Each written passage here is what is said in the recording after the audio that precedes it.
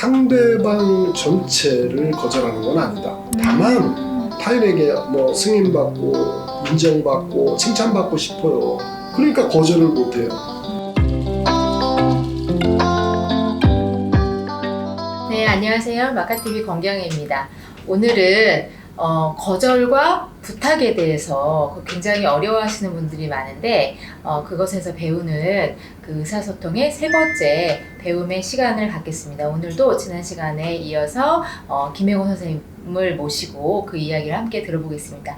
안녕하세요, 선생님. 네, 반갑습니다.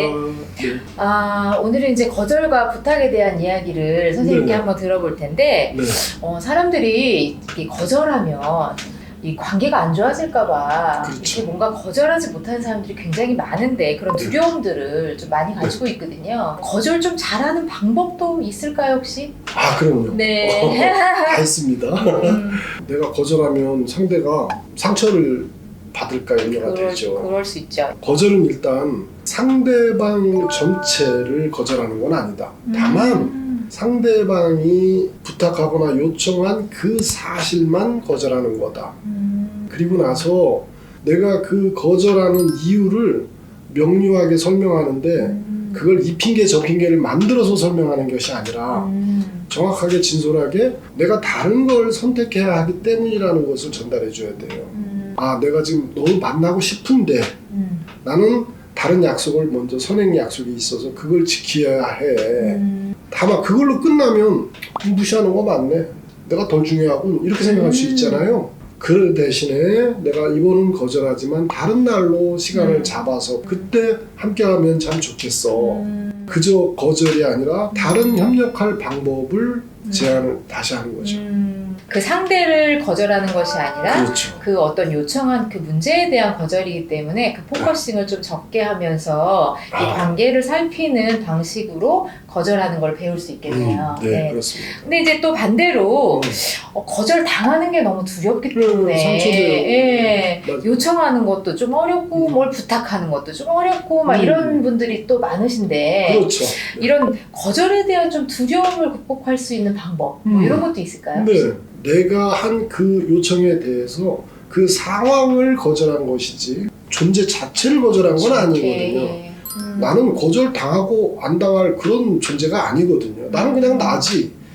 또 아까 똑같은 요령으로 그 사람이 나를 거절할 때는 나 아닌, 내 요청 아닌 다른 것을 선택한 거죠. 그걸 인정하면 되죠. 약간 이렇게 부탁하기 어려워하시는 분들은 부탁을 좀 잘하는 팁도 있나? 뭐 이런 것도 좀 궁금할 수도 있을 것 같은데 잘하는 팁도 있나요? 내가 무엇을 요청할 때 그 요청하는 내 마음을 함께 전달하면 해결책이 훨씬 늘어납니다.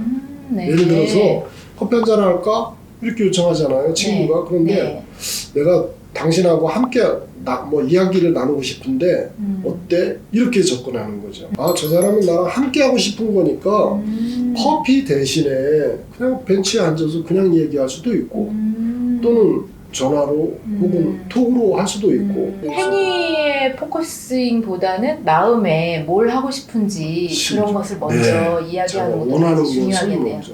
타인과 이렇게 대화하는 것이 되게 좀 긴장되고 좀 두렵고 그래서 자꾸 회피하고 어려워하고 이런 분들 굉장히 많잖아요. 민감하게. 네. 그런 분들이 좀 대화를 좀 편안하게 할 수 있는 좀 그렇게 도와줄 수 있는 방법이 있다면 뭐가 있을까요? 아, 내가 상대방에게 이렇게 보여지는구나 하는 걸 객관화하는 게 먼저 제일 중요합니다. 우리는 막연히 두려워하죠. 왜냐하면 과거의 경험들이 우리를 짓누르는 게 있거든요. 그렇게 그냥 막연히 고민하기보다는 물어보는 거예요. 불편하게 보이는 게 있어? 물어서 확인하는 게 가장 첫 번째고요. 두 번째는 사실 사람들은요, 다른 외부 타인에게 뭐 승인받고 인정받고 칭찬받고 싶어요. 나쁘게 평가받으면 어쩌지? 뭘 어째요? 별일 없어요. 필요하지만 그러고 싶지만 그게 그렇게 중요한 것도 아닙니다. 에휴, 뭐 괜찮아. 그까짓 거 뭐. 이렇게 거친 것 같지만 그것도 굉장히 중요한 것 같아요. 지난 시간에 이어서 이것도 좀 궁금한데 그 거절이나 부탁 같은 것들 이런 방법들 또 의사소통에 대한 방법들을 좀 개선시켜서 네. 그 전에보다 이렇게 좀 다이나믹하게 달라진 이런 사례들이 또 기억나는 부분들이 있는지. 엄마가 늘 요구하는 거예요. 함께 놀러 가자. 아빠 욕하면서 막 너무 단짝이야. 엄마랑 딸이. 엄마가 요청하는 걸 거절할 수가 없어. 왜냐면 엄마 너무 안타까운 표정을 짓고 있는 거예요. 그러니까 거절을 못해요. 제가 이런 얘기를 해줬어요. 당신이 어머니의 요청에 대해서 거절하는 것은 어머니를 더 풍요롭게 할 수 있는 다른 선택이다. 사랑하는 방법은 하나만 있는 건 아니잖아요.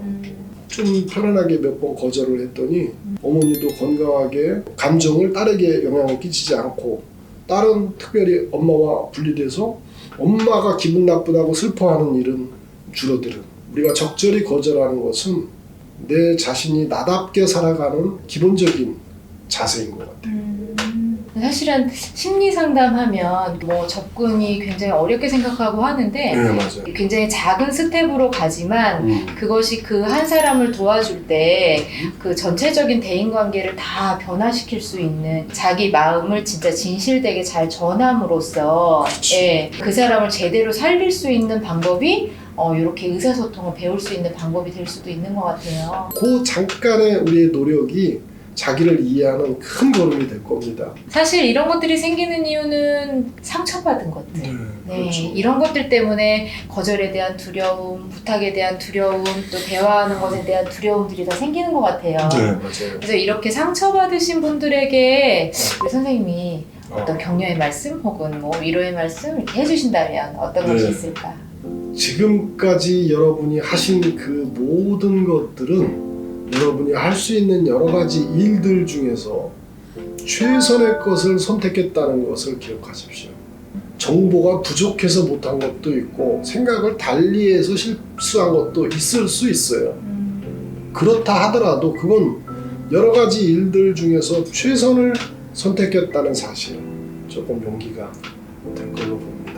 너무 감사합니다. 그 의사소통에 관련된 이런 다양한 사례들을 가지고 정말 이 베테랑 김혜곤 선생님께서 마이카운슬러 플랫폼에서 심리상담도 하시고 집단상담도 하시고 하실 수 있으니까 의사소통에 두려움을 가지고 계신 분 그리고 공감이나 대화법, 관계 개선 이런 것에 어려움을 가지고 계신 분들은 마이카운슬러 들어오셔가지고 김혜곤 선생님 만나보시면 정말 도움 받으실 수 있을 것 같고 내 삶을 다르게 전환시키고 변화시킬 수 있는 계기를 맞이할 수 있을 거라고 생각합니다. 이 밑에 아래에 그 마이카운슬러 들어가는 링크 붙어져 있으니까 들어가셔서 참여 신청해 보시면 좋겠습니다.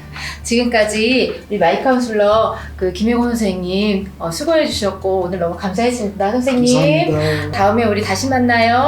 안녕. 안녕.